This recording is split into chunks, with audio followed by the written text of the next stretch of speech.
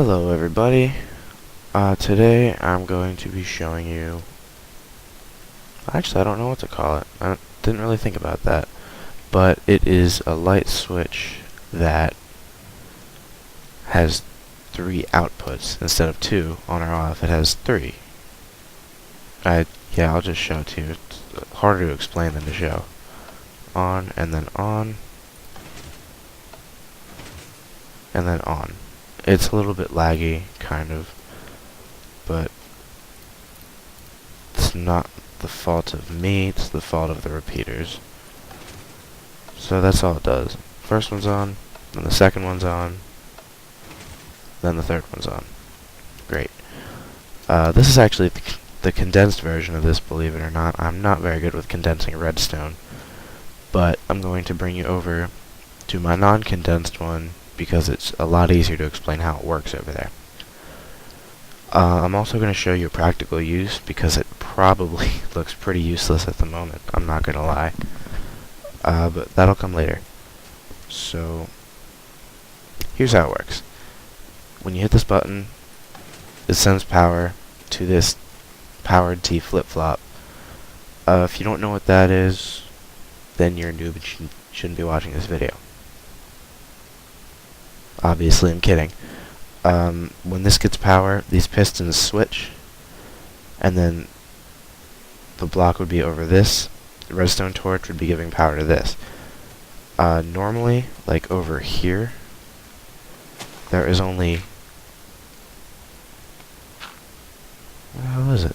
There it is. There's only one redstone torch instead of 2, but we have to power 2 more T flip-flops.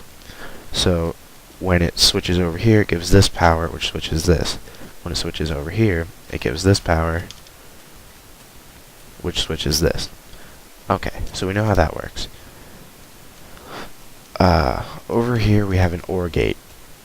I'll show you what it's for in a second, but here's how it works.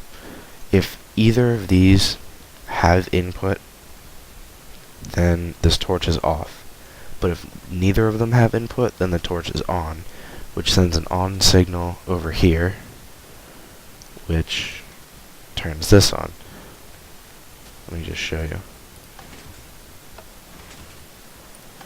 There we go. I only used Soul Sand, it was the only thing I had in my inventory. Okay, so neither of these are on, so that is producing an on signal, which is why when these two are off, that one is on. Now what you could do is you could take that out of the circuit entirely, and then just make it so 1 is off, 2 that one is on, and for 3 that one is on. But I'll get to that later. That's more towards the practical application. Okay, ignore this entirely. In fact, I'm going to take it out for now. If I didn't have this here, then when I did this, it would just do this, and it would stay on. So what I had to do is create an AND gate.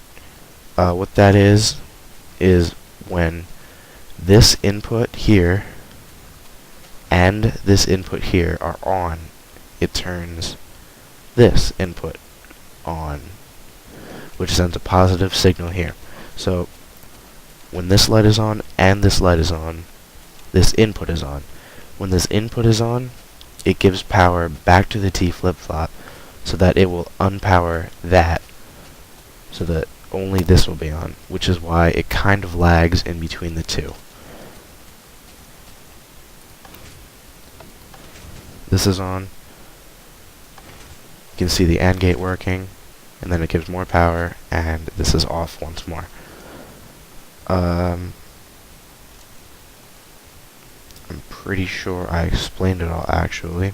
That was a lot quicker than I expected. Oh, whoops. I meant to do this, this, this.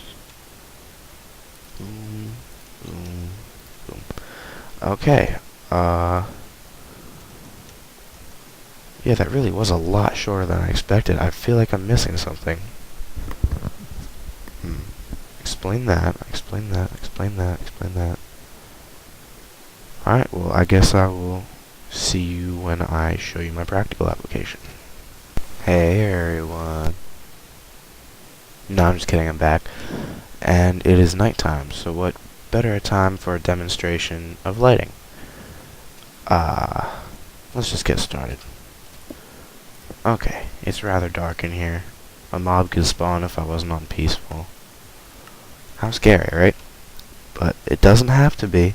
As you can see, neither of the lights are on, which would be tripping my OR gate if I had that light in here, and as you can see, it is on. So, if I hit the button once, my floor lights come on. Yay, my floor lights are on. If I hit it again,